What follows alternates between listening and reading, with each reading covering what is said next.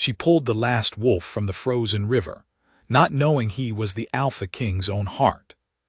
The Coldmark River runs fast in the snowmelt season, and fast in Varath means deadly. I had been tracking Sorrow for 3 days.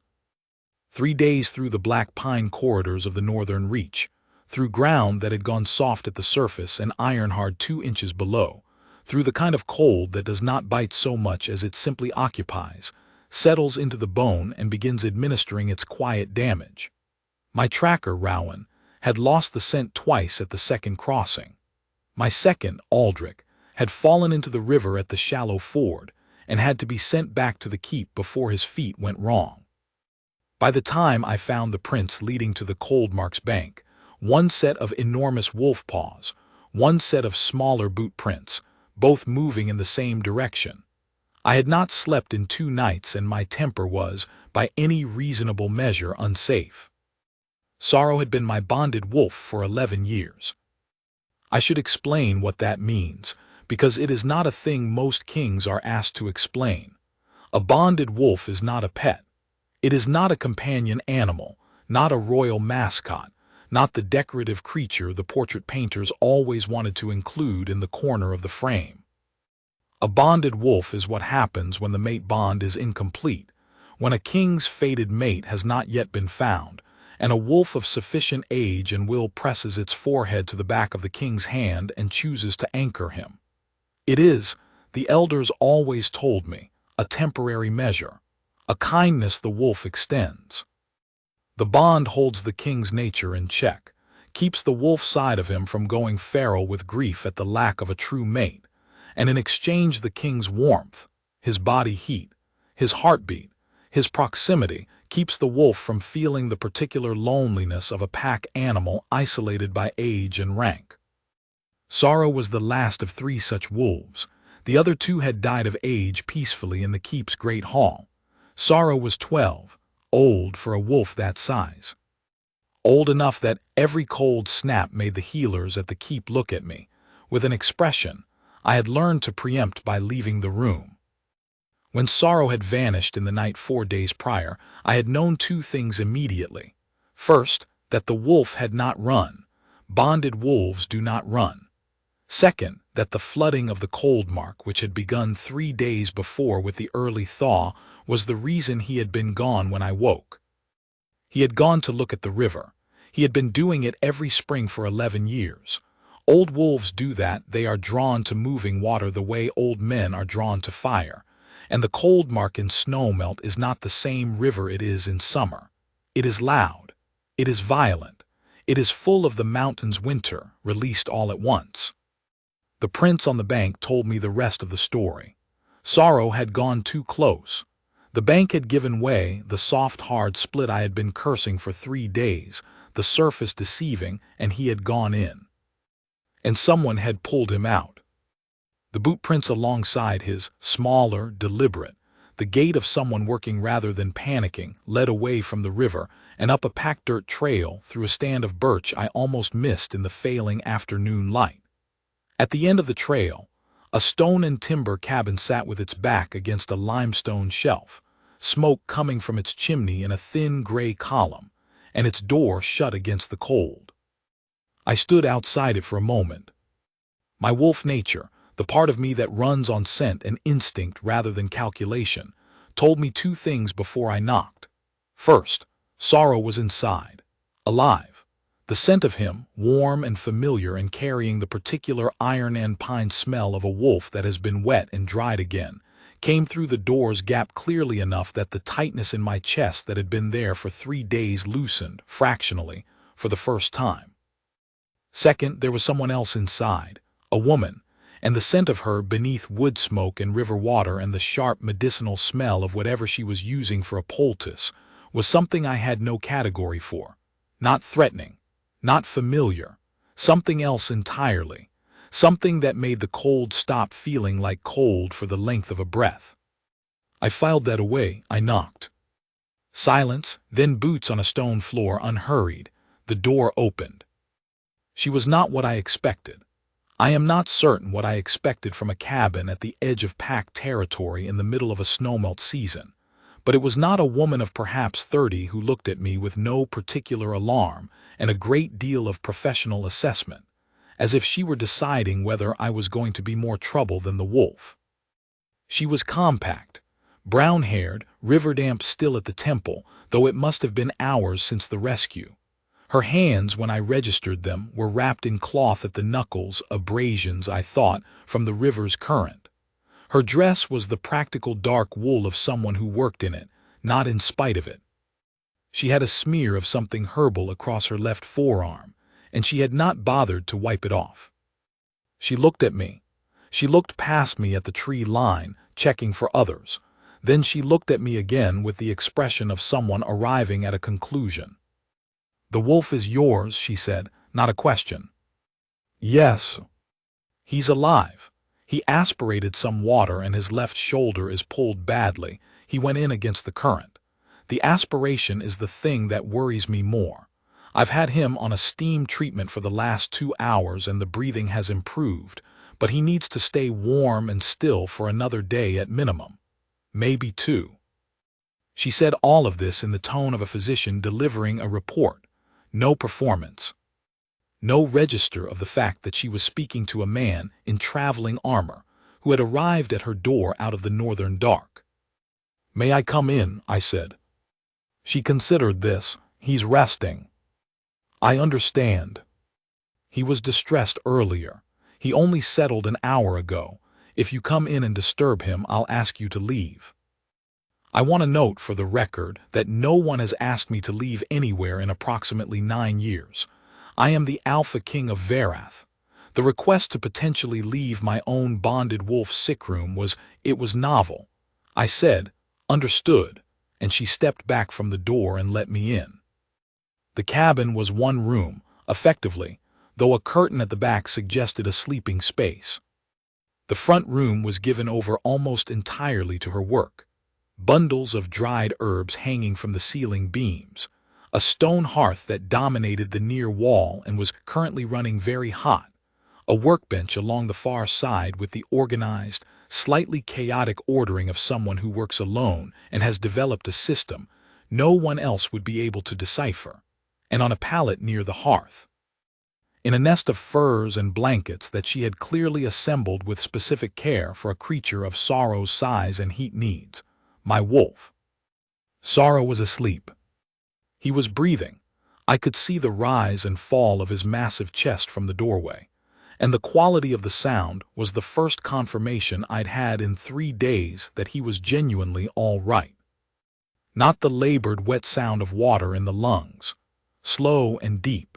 The sleep of a large animal that has been through an ordeal and has decided, after exhaustive consideration, that it is now safe.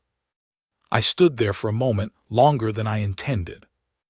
The woman moved past me, around me precisely, giving my armored shoulder a wide berth as though she had made a rapid and accurate assessment of its dimensions, and went to the workbench. She began doing something with a clay bowl and a pestle that I took to be preparation for the wolf's next treatment. "How did you get him out?" I said. She did not look up from the bowl. "Rope. He was turning in the current. The shoulder had already gone, which was why he couldn't fight his way to the bank. I got a loop around his neck and used the birch at the top of the bank as an anchor. Then I got into the shallows and pushed. I calculated the physics of this. Sorrow weighs, by the keep's last measurement, approximately 160 pounds. The Coldmark in snowmelt runs at a depth of 4 to 5 feet at the bend where the bank gives way, and the current at that point. "You got into the river," I said. "The shallows. It was about to my waist at the worst point." "In snowmelt." "It's not ideal," she agreed, with the affect of someone conceding a minor scheduling inconvenience. "But he couldn't have made it on the rope alone. He needed something to push off from." I looked at the cloth wrapped around her knuckles. I looked at her boots, set near the hearth to dry, and understood that they had been soaked through and that she had been walking around in wool stockings on cold stone since this morning. I looked at the pallet she had built for Sorrow, and I noted that it was significantly better constructed and better insulated than anything the keep's wolf handlers would have assembled, and that the position of it, close to the fire but not close enough to overheat, was precisely correct. "Why?" I said. She looked up then. "Why what? Why go in? Why build him a pallet? Why stay up through the night treating him?" I looked at her steadily. "You didn't know he was bonded to anyone. You didn't know whose wolf he was. You had no obligation." She set down the pestle. She regarded me with the expression of someone who has been asked a question they find slightly odd, not offensive, simply puzzling. "He was alive," she said. "When I reached the bank he was still fighting. He was going to lose, but he hadn't stopped yet." She paused. "I don't need a reason beyond that." I did not have an immediate response to this. I have been the Alpha King of Varath for 14 years. I have interviewed hundreds of people in that time, suppliants, council members, border lords, treaty partners, informants, enemies. I can read motivation with reasonable accuracy. I can identify performance and calculation, and the particular quality of a statement made to create an impression. There was none of that in her voice, none at all. "What is your name?" I said. "Marin." She returned to the bowl. "There's broth on the fire if you want it. I made enough for the wolf's next round, but there's extra." I stayed. I told myself it was because I needed to see Sorrow wake and assess his condition for myself. That was true as far as it went. Rowan knew I had tracked the prince to a cabin. He would wait at the last ford we had both been at. He would wait there until morning without growing concerned. He knew me well enough. What I did not tell myself, because I was not yet ready to examine it with any clarity, was that leaving the cabin felt immediately and unreasonably wrong in a way I had no framework for. Not wrong like danger. Wrong like leaving something unfinished. Like standing up from a fire you have only just sat down at, before the warmth has reached the bone. Marin did not talk much. This was apparent within the first hour, and I found it, unexpectedly, restful. The people around me talk constantly, my council, my captains, my household staff, my treaty partners, the endless procession of people who have things they need from the Alpha King of Varath, and have learned that talking is the method by which they move closer to obtaining them. The silence in the cabin had the quality of a place where silence was the default state, and speech was introduced only when it had something specific to contribute. She checked on Sorrow. She added to the steam treatment a clay pot with a lid that she angled so the steam drifted toward the wolf's head. She made notes in a small book with the focused attention of someone who considers records important. Occasionally she moved around the cabin doing other tasks, things that needed doing, I gathered, regardless of the presence of a large wolf and a strange man in traveling armor. And she moved the way people who live alone move, with the efficiency of someone who has never had to account for another person's space. Once she stopped beside the pallet and laid the back of her hand very briefly against Sorrow's flank. Not checking temperature, I thought. Or not only that, something else. A reassurance offered or perhaps requested. The wolf's ear moved and his breathing deepened slightly, and she straightened and went back to the workbench. I said after a time, "The Border Healers Compact. Are you registered with it?" "No." "Why not?" A short pause.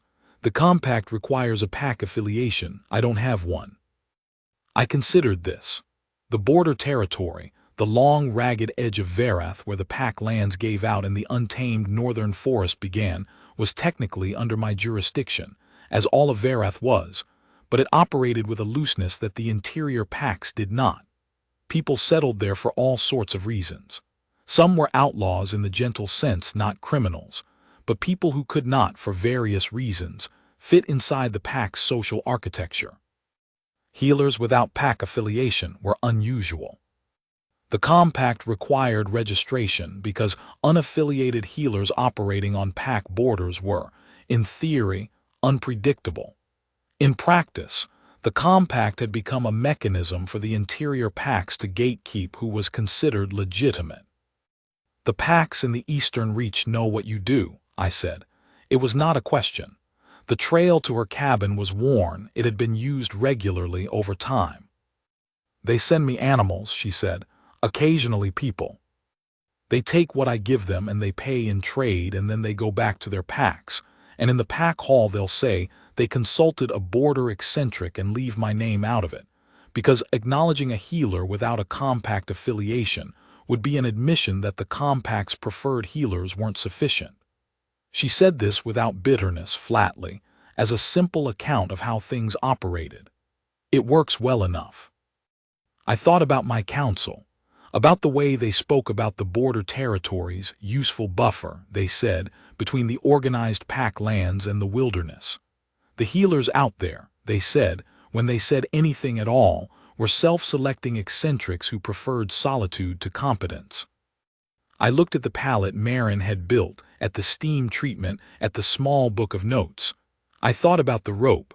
I thought about the shallows of the Coldmark in snowmelt. I did not say anything, but something in the part of me that runs on instinct made a note. Sorrow woke near midnight. He woke the way he always woke, all at once, with complete awareness, no gradual surfacing. His great head lifted and his golden eyes opened, and he took a breath, and then he found me across the room and made a sound I had not heard him make in 11 years. The low, soft, rolling vocalization that a bonded wolf makes when it has been apart from its anchor and has returned. Not a whine. Something more fundamental than that. Something that said simply, "There you are." I was on my knees beside the pallet before I had made the decision to move.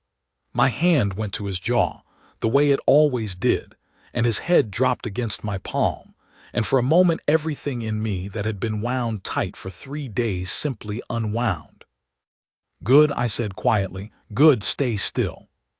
He stayed still, and then, because Sorrow has always done things in his own order, he turned his head.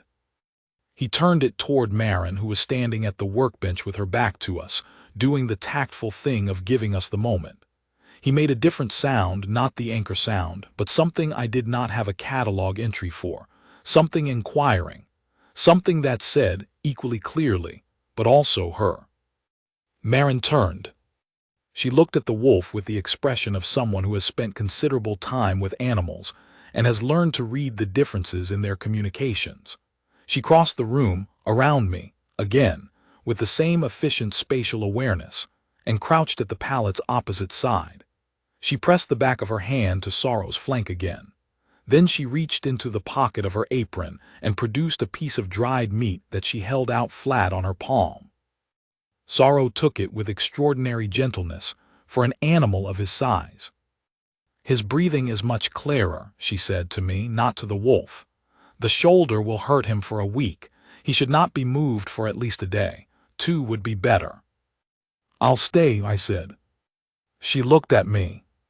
It was the first time she had looked at me with anything other than professional assessment, and what was in her eyes now was something harder to categorize.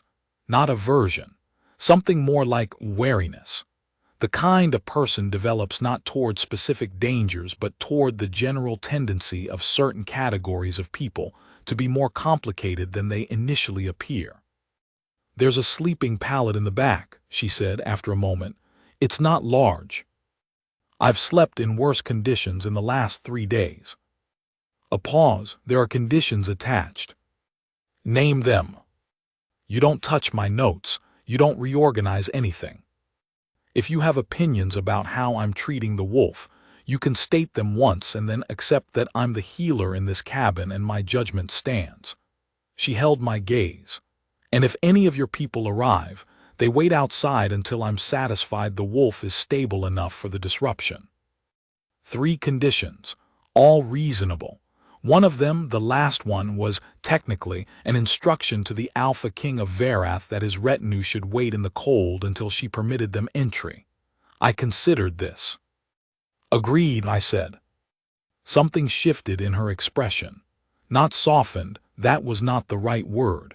Recalibrated, perhaps, as if she had set a test she had expected to fail and was now uncertain what to do with the result. "There's extra broth," she said, and went back to the workbench. I slept 4 hours. It was the best 4 hours of sleep I had managed in a month. I did not examine why. In the morning, Sorrow was significantly improved. He drank broth Maren had made it specifically for him, a bone and root preparation she explained briefly and practically, the way she explained everything, as though information existed to be conveyed accurately and without drama. He bore her examination of his shoulder with the patience he generally reserved for me, which I noticed and noted. His breathing was clear. He tried once to stand, and she told him no with enough calm authority that he lay back down, which, I want to be clear, Sorrow does not do for people. He does it for me because the bond compels a degree of deference. He lay back down for Maren because she asked him to. These are different things. I was watching her when it happened. I was not watching for it. I was not watching her in the way I was later accused of by Aldrich, when he arrived with the council party 2 days later and found the situation substantially other than what he had anticipated. I was watching her the way you watch a skilled craftsperson when you have found yourself in their workshop unexpectedly and have the rare opportunity to see competence at close range. And I was thinking, in the cool analytical part of my mind that functions independently of my emotions, that the compact's exclusion of her was a waste that had specific costs that could be calculated in terms of animals lost and people untreated along the entire border reach. And then the mark appeared on her wrist. It appeared the way the mate mark always appears, which is to say, all at once, as if it had always been there and had simply been waiting for the right moment to become visible. A pattern in the skin, not a bruise, not a burn, though it arrives with heat. Silver white, in the tradition of the northern wolf kings, the mark of the bond made manifest. I knew what it was immediately. 14 years of ruling a wolf pack kingdom ensures a certain literacy in the symbolism of the mate bond, even when you have spent those 14 years believing, with increasing conviction, that yours was simply not going to arrive. Maren looked at her wrist. She turned it toward the light. She pressed her finger to it experimentally, the way you press a bruise to assess its depth. "That's odd," she said. "The river water was colder than I thought. Sometimes deep cold causes." "That's not frostbite," I said. She looked at me, I looked at her. And Sorrow, who had been lying with his head on his paws, raised his great head, stood the shoulder clearly aching. He favored it, turned 3 deliberate steps and positioned himself precisely between us. Not facing her, not facing me. Turned sideways, equidistant from both of us, his golden eyes looking at something above and beyond us both. Presenting. A bonded wolf, when its anchor's mate is found, does not growl, does not threaten, does not make a display of the thing. It simply presents. It stands in the space between the two people the bond has chosen, and it makes its body into a bridge. Maren looked at the wolf. She looked at me. "What is he doing?" she said. "He's presenting," I said. "What does that mean?" I was quiet for a moment. I had thought in the abstract about how I would handle this when it happened. I had assumed it would happen in a court context, a ceremony, perhaps, a formal occasion where the language of the bond would have a natural register. I had not anticipated a one-room stone cabin in the border reach at 7 in the morning with a bone broth pot still on the fire and a woman who had tried to explain a mate mark as weather damage. "It means," I said carefully, "that the bond has recognized something between us." She was quiet. I could see her working through this, not with distress but with the same methodical attention she gave everything, assembling available data, arriving at conclusions. "You're not just someone who owns a wolf," she said. "No. Who are you?" "Kadrin, King of Verath." The silence that followed was not the kind I had come to associate with Maren's silences. Her usual silences were workroom silences, purposeful and unhurried. This one was something else. She looked at Sorrow. She looked at her wrist. She looked at me. "Ah," she said. "That was it, that was all." "I understand," I said carefully, that this is not simple information to receive without preparation. No, she agreed, it isn't. She turned her wrist over, looking at the mark. Is this permanent? It is the mate mark. It indicates that we are fated mates, that the bond exists between us. I paused. In my experience, yes, it's permanent. She absorbed this, and you didn't know. Before now. No, I didn't, she said. Put out broth and build a pallet and get into the cold mark in the hope of receiving a mate mark from the Alpha King. I know. She looked at me then, and there was something in it, a sharpness almost. Not anger, more like the look of someone who needs, above all things, for a fact to be clear before they will proceed. I want that to be understood, she said. It is understood, I said, completely. Another silence. Sorrow had not moved. The fire had burned low and needed attention, and neither of us moved to give it any. All right, she said, finally. She looked at the wolf. He still needs the steam treatment this morning, and you should put more wood on the fire. I put more wood on the fire.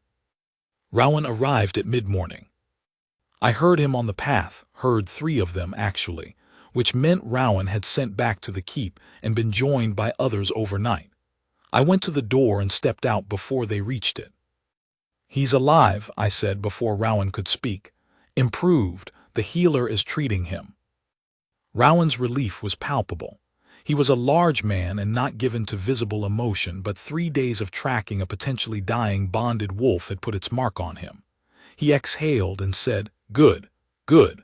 Aldrich sent ahead, the council party is 2 hours out. Lord Farron requested. Lord Farron can wait in the tree line, I said. Rowan blinked, my lord. The healer's conditions include no disruption to the wolf until she determines he's stable for it. Those conditions stand. I looked at the 3 of them. Make a camp at the South Bend. Send word back to Lord Farron that his king is well and the wolf is being treated, and that the council party will be received when I am ready to receive it. Rowan looked at me for a moment with the expression he reserved for information that he needed more time to process. Then he said, Yes, my lord, and they went. I went back inside. Marin had the steam treatment going again and was making notes in her small book. She did not look up. Was that your people? Yes. Good, he needs quiet. They'll wait at the South Bend. She looked up then. You sent them away. I said they'd wait. She looked at me for a moment, then she looked back at her book. The broth needs another half hour, she said. There's dried bread on the workbench if you want it. I took the bread.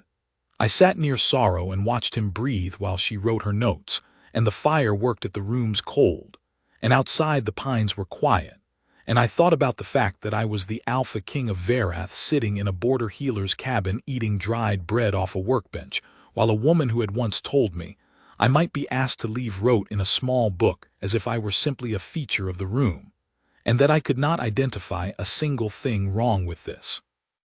Aldrich arrived with the council party at noon on the following day. I had told Rowan to send word that I would receive them at the cabin. This was not what Aldrich had expected.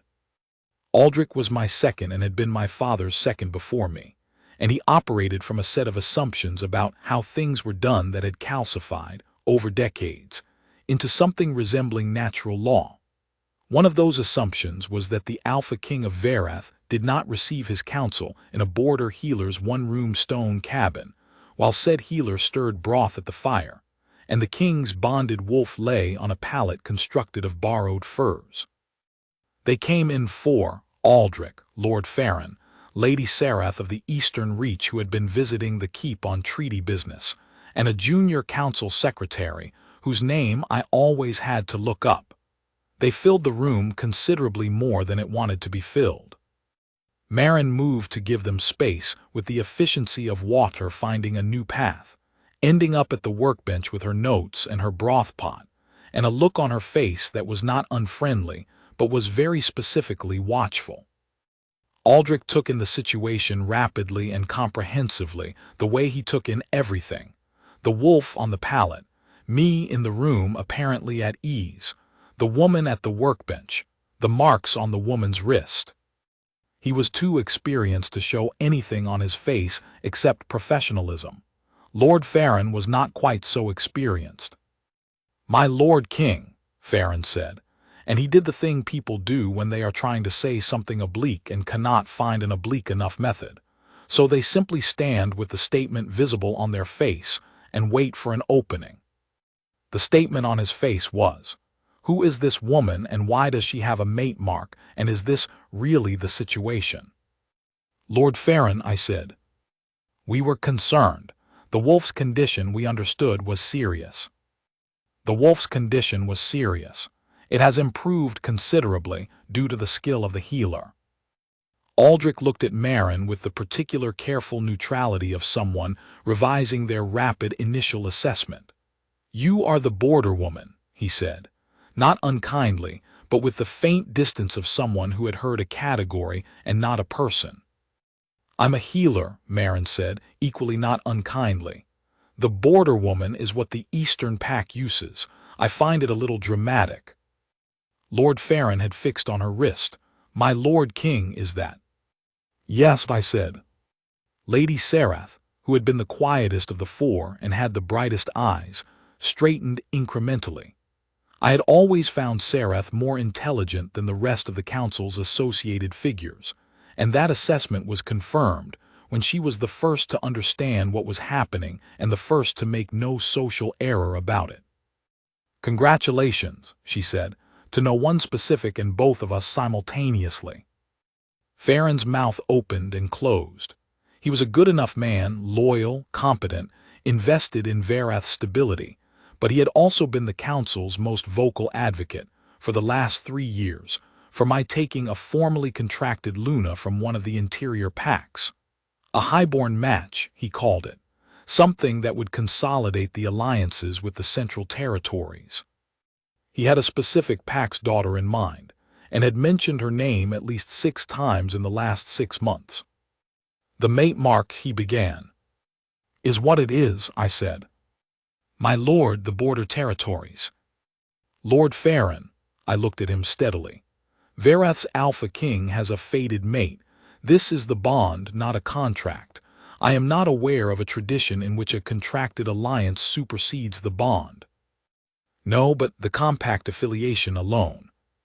"She has no compact affiliation because the compact requires a pack affiliation she does not have, and the pack politics of the Eastern Reach have kept her outside it despite the fact that she is, by any measurable standard, more skilled than most of its registered healers." I looked at Farron. "The wolf is alive." The wolf went into the Coldmark in Snowmelt, and Marin went into the river after him, with a rope in her hands and the basic conviction that a living creature that was still fighting deserved help. I have been here 2 days, and I have not seen her make a single error. If you have a complaint about the individual the bond has chosen, I am listening to it now, while we are in this room, so that it does not become a hallway conversation later. The room was quiet. Sorrow from the pallet made the low rolling sound, not the anchor sound. The other one, the one I still didn't have a catalog entry for, the one that said simply her. Farron looked at the wolf. He was a man who understood wolves. Any lord of Verath did. He understood the significance of a bonded wolf making an unsolicited sound. He understood what it meant. He exhaled. He looked at the floor. And then he straightened, and when he raised his eyes to Marin, they were different, not transformed, not instantly warm, but recalibrated. He was a loyal man. He had simply needed the loyalty to reorganize itself. "Forgive me," he said to Marin simply. She looked at him with the expression she had used on me when I had told her she might be asked to leave the room, a rapid assessment arriving at a conclusion. "There's nothing to forgive," she said. "You didn't know me." She turned back to the broth. "The wolf needs his 2nd round of this. If someone wants to hold the steam pot, it goes better with 2. Lady Sarath moved forward without hesitation. She held the steam pot. Sara was moved to the keep 4 days later.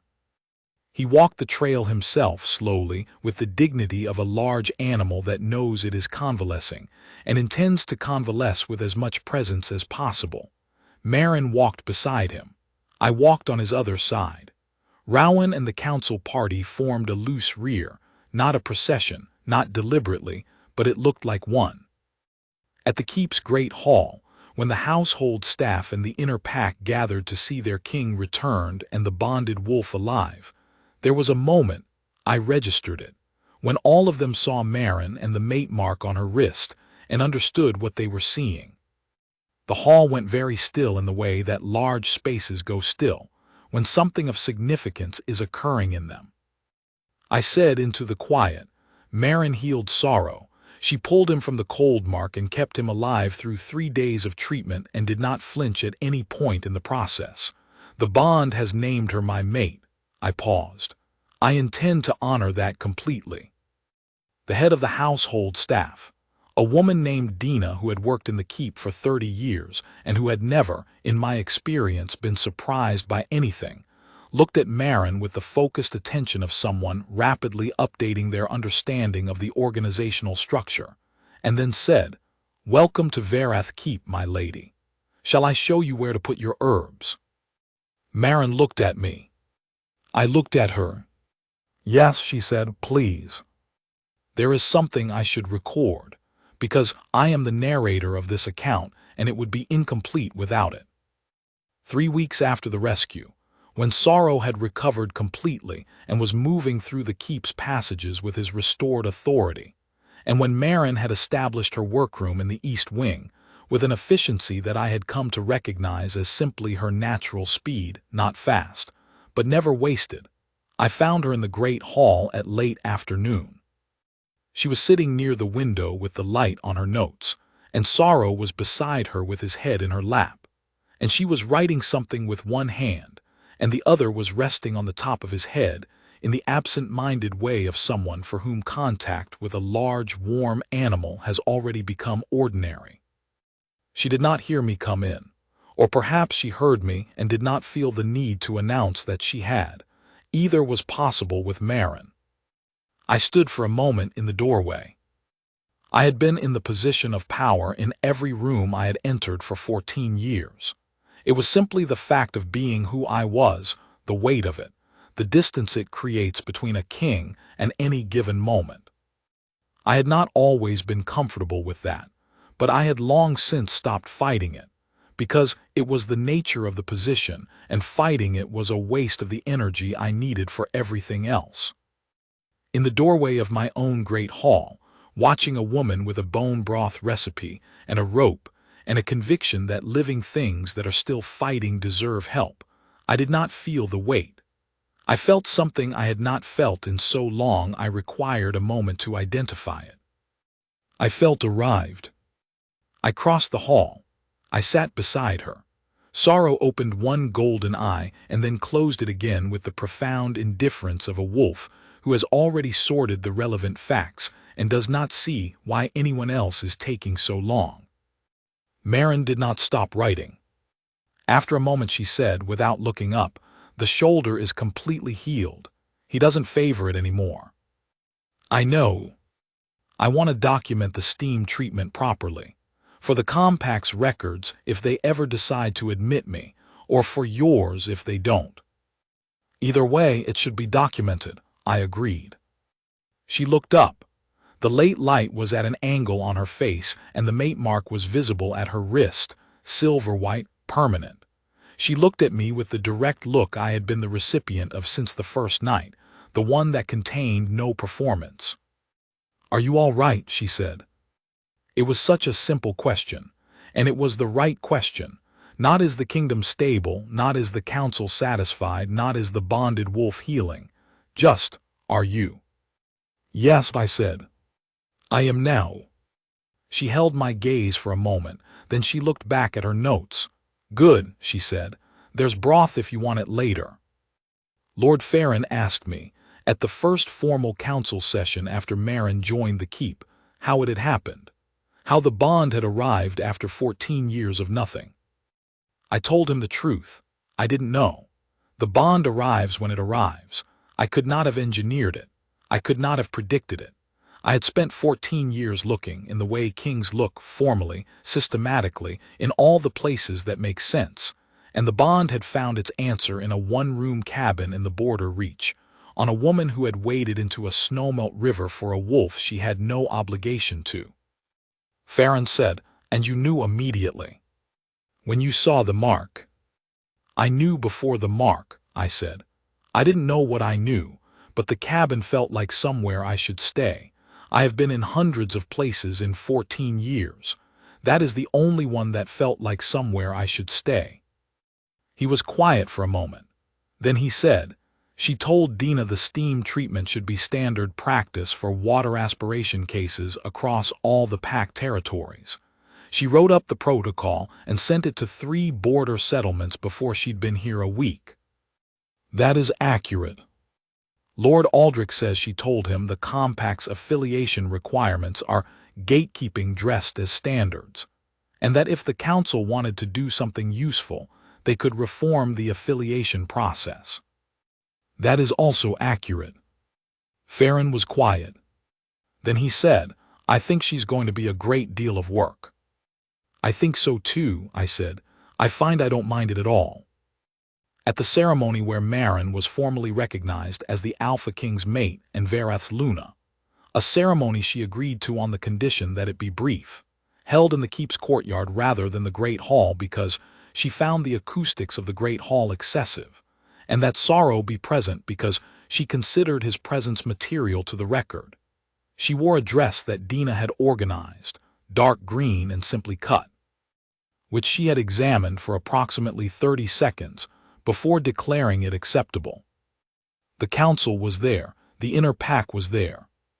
Lord Farron stood in the front and had the look of a man who is revising, with some effort, a set of assumptions he has held for a long time, and doing it well enough that you could tell it was going to stick.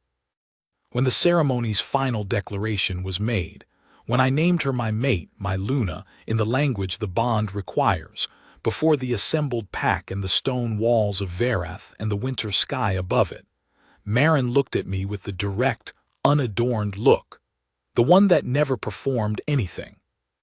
And Sorrow at her left side lowered his great head and then raised it again, presenting again, for the last time because there was nothing left to present, it was simply done.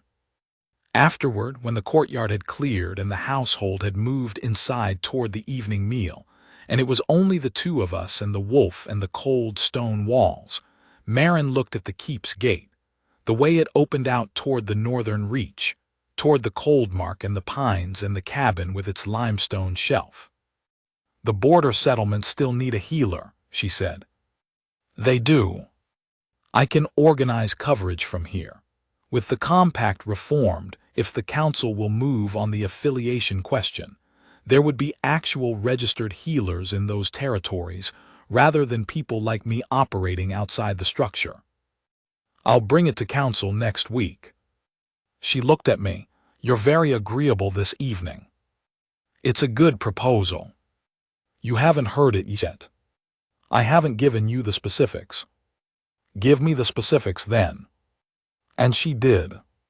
Standing in the courtyard of Varath Keep, in the fading winter light, with the Alpha King's bonded wolf sitting between us and her mate marked silver on her wrist, Maren told me exactly what she thought should be done about the Healer Compact's affiliation requirements, in precise and specific terms, the way she told me everything, as if information existed to be conveyed accurately and without drama, and as if the fact that she was speaking to the Alpha King of Varath was simply a relevant feature of the logistics, and not a reason to modulate her voice by so much as a degree. She was absolutely right about all of it. I told her so, which she accepted with the same equanimity with which she had accepted everything, from the mate mark to the ceremony to the title, and then she said the wolf needed his evening feeding and went inside, and I stood in the courtyard for a moment in the cold and the quiet. After 14 years, the board was closed. The vacancy filled, not by search, not by contract, not by the methods kings use when they are trying to solve problems with their power. solved by a woman with a rope and a river, and the fundamental conviction that living things that are still fighting deserve help. I went inside. The broth was already on.